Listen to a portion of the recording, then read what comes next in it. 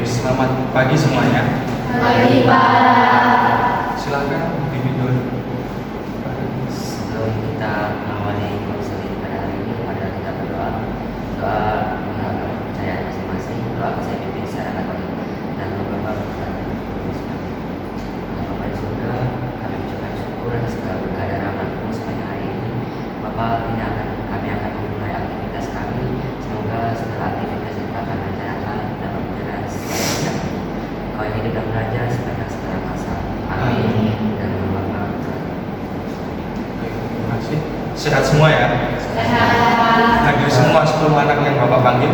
Hadir. Baik, terima kasih. Nah, untuk hari ini Bapak akan mengadakan konseling kelompok. Ada yang sudah pernah mengikuti konseling kelompok? Sudah pernah? Apa sih konseling kelompok itu? Menurut kalian? Sharing bersama-sama menyelesaikan suatu permasalahan. Benar. Ada lagi?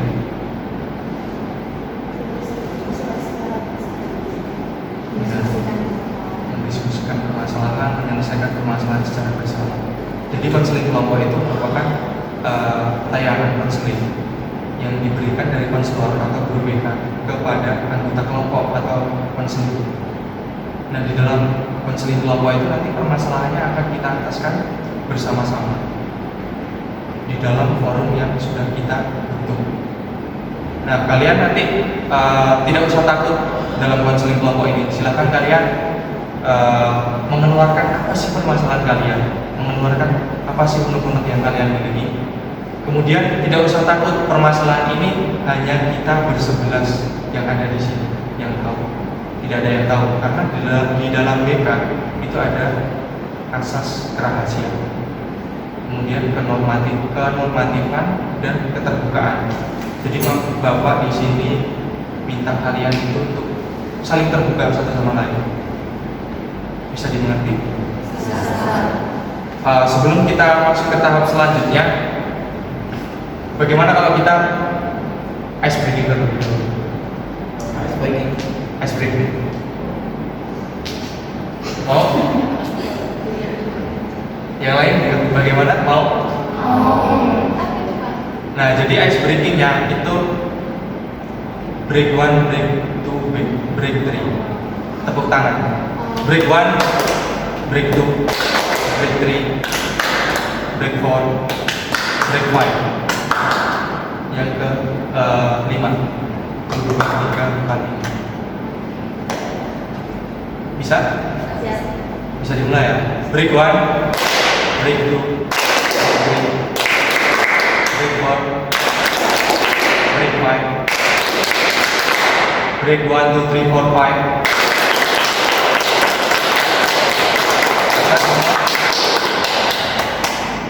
Mau diulang lagi? Yuk, dimulai ya.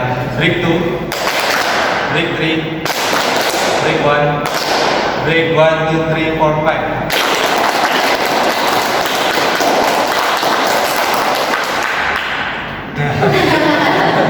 Ada yang kelebihan? Udah cukup ya? Kita masuk ke tahap selanjutnya. Nah, untuk tahap selanjutnya Bapak minta nanti kalian menyebutkan permasalahan kalian itu satu persatu. Jadi topiknya untuk konseling kelompok hari ini itu dari Bapak. Topiknya adalah mengenai kemandirian kalian. Kalian itu sebenarnya udah mandiri, udah cukup mandiri, tetapi kalian itu belum bisa menonjolkan kemandirian kalian sesuai dengan kemarin kalian udah mengisi angket kan? Yang angket ketika awal masuk itu ICM. Nah, dari situ Bapak melihat bahwa kalian itu sudah cukup mandiri sebenarnya, tapi kalian belum mampu untuk menonjolkan kemandirian kalian. Nah, itu kenapa sih kok belum bisa atau belum mau menonjolkan kemandirian kalian? Bisa dipahami? Sudah siap semua ya? Bisa dimulai ya? Mau dari kanan atau kiri Bapak? Kanan ya? Dari kiri dulu ya. Kenapa sih kok kamu belum? Kenapa sih Vidi itu belum bisa sudah cukup mandiri, tetapi kamu belum bisa menunjukkan kemandirian kamu? Itu kenapa? Ya gitu. Itu kenapa? Itu masih terlalu bergantung ya gimana? Ya mungkin dari Vidi bisa menjelaskan kenapa sih kok belum bisa menunjukkan kemandiriannya. Ya selanjutnya. Kondisi keluarga anak keluarga itu memang sering terjadi ya. Sering terjadi. Terus jadi kalau yang mandiri itu biasanya orang tua yang udah kamu nggak usah kerja biasa lebih mandiri karena kan udah ada gitu yang membantu. Selanjutnya. Sampai sekarang faktor keluarga kayak waktu itu pernah waktu baju sendiri baju seragam itu aku ya tapi nggak dibolehin karena ya nenek aja yang beli. Selanjutnya. Mungkin kalau dari saya, kadang itu kita itu melakukan mandiri itu bukan karena kita sadar, benar-benar kita sadar, tapi mungkin karena suatu kondisi atau terpaksa. Misalnya kayak waktu itu kita lagi ada MLS, itu kan mungkin nggak semuanya sadar secara mandiri untuk harus mandiri, yang harus dibawa itu ke rumah, tapi malah itu hanya itu karena suatu kondisi terpaksa. Berarti kan sebenarnya kemandirian itu bisa dipilih. Ya. Selanjutnya. Kadang aku kalau mau melakukan sesuatu sendiri itu merasa takut Pak, Merasa takut salah. dan sebagainya karena biasanya ditemuin. Terus kadang juga kalau udah berani pun orang tua nggak ngebolehin, kayak ya udah seminggu aja jangan sendiri gitu. Sebenarnya pengen kan jadi seseorang yang selanjutnya. Sama sih Pak, kayak faktor keluarga juga kan kayak dari kecil biasanya nggak ada yang bantu. Terus itu bisa, cuma karena kayak karena kecil kebiasaan itu kadang jadi males. Sama kayak gitu. Sama. Selanjutnya. Saya senang kayak itu cuma karena tergantung saya apa-apa tuh di rumah baju-bajunya tuh kayak bener-bener malah yang pasti nanti kan kalau saya misalkan orang tua kan teman mereka selalu belajar sama saya bawa video itu selalu belajar sama teman kayak gak pernah mau berusaha untuk bawa sendiri kan kayak nanti aja bangunnya bisa kan boleh bangun gitu udah ya gak siapa juga kan mau bangun yang lagi kalau misalnya susah gitu karena kita kayak bener-bener satu males buat bergantung gitu dan percaya aja gitu. Selanjutnya. Saya faktor malas. Selanjutnya. Kayak misalkan ya baru terjadi kemarin saya pergi ke kantor saya lagi udah tapi malam-malam bisa bangga pasti Pasti bisa. Semua orang itu pasti bisa.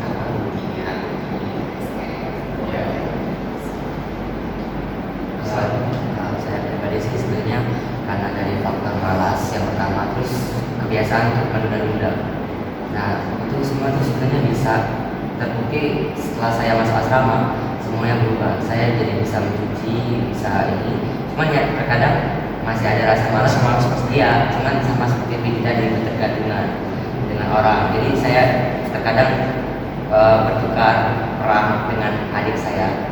Jadi kadang dia bantu saya atau kadang saya bantu dia gitu Pak. Nah, jadi dari permasalahan kalian itu kan rata-rata hampir sama dari faktor keluarga. Itu kira-kira mau permasalahan siapa terlebih dahulu yang kita ataskan? Yang paling penting, yang paling urgent. Masalah keluarga sih. Yang faktor keluarga ya. Sepakat semua ya? Semangat. Nah, kira-kira dari ada berapa tadi ya faktor keluarga? Ada 4, ada 5.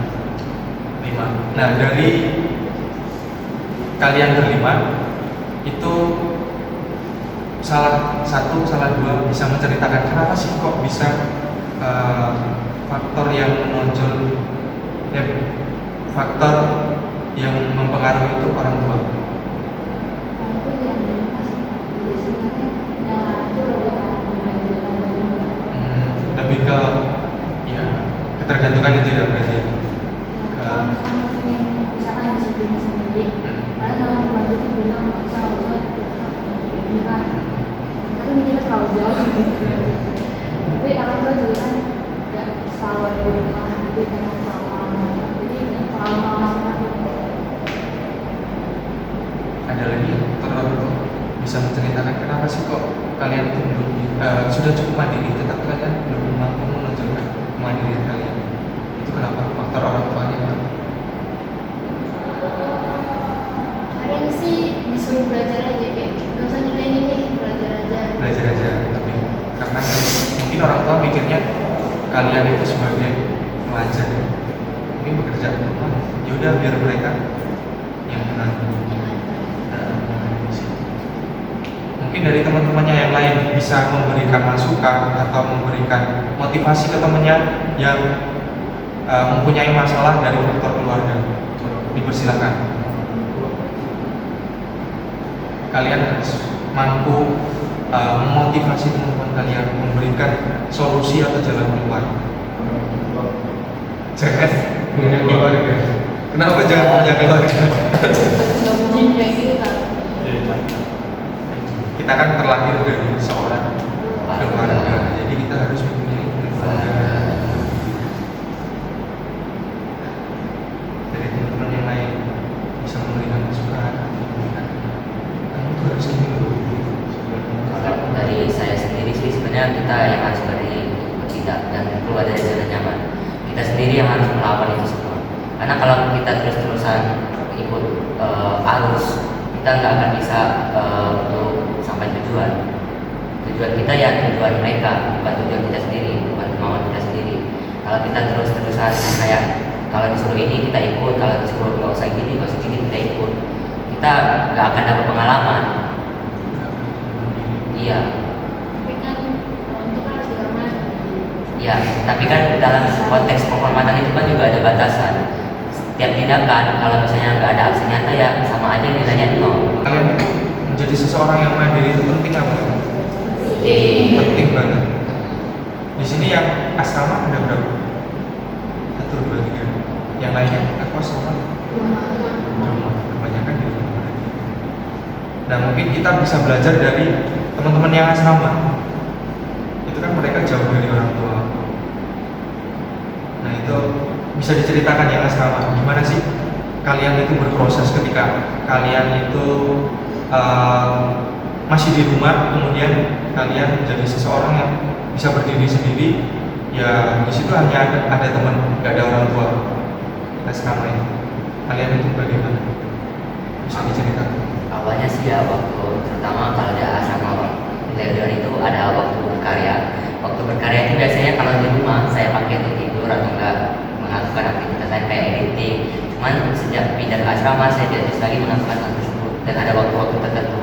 Dan di sini saya belajar untuk memanajemen waktu, memanfaatkan waktu yang ada supaya saya dapat melakukan semua hal yang perlu saya lakukan di rumah. Misalnya waktu istirahat saya gunakan untuk istirahat, waktu untuk mencuci saya gunakan untuk mencuci, bukan untuk melakukan hal lain seperti bermain atau melakukan hal-hal yang tidak penting.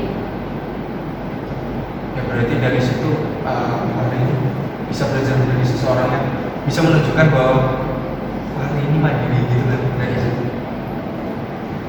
Kemudian yang di asrama cewek bagaimana? Dari pribadi sih di sini agak kaget karena kalau misalnya di rumah kan jam sampai akhirnya jam tidur saya harusnya mau pakai tidur kan kalau di rumah itu masih bisa ditoleransi.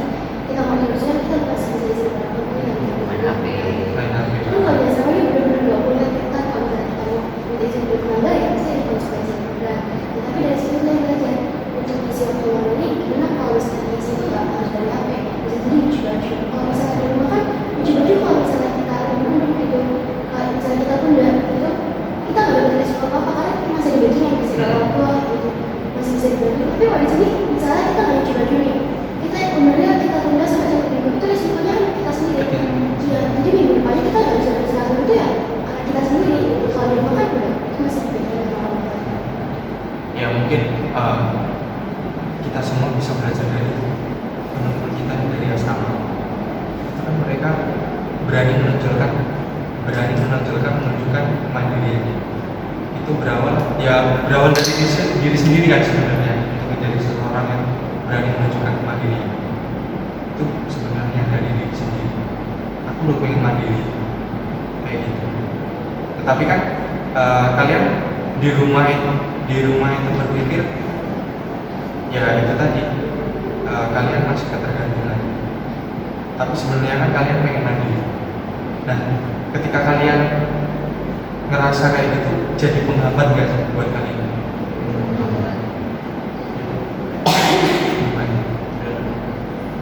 Nah, jadi untuk mungkin kalian gak mandiri itu jadi penghambat kalian. Ketika memang kalian ya kaget itu, ya pasti kaget kalau kalian belum melakukannya di rumah. Ketika kalian bertemu orang banyak, sedangkan itu harus kalian lakukan sendiri, kalian pasti ngerasa kaget dan ngerasa kayak itu penuh tekanan, penuh beban bagi kalian. Mungkin dari masukan dari teman-teman ini, dari teman-teman kalian tadi, apa sih yang kalian dapatkan? Keluar dari zona Keluar dari zona nyaman untuk memunculkan mandirinya. Ada lagi? Berani berubah. Ada lagi?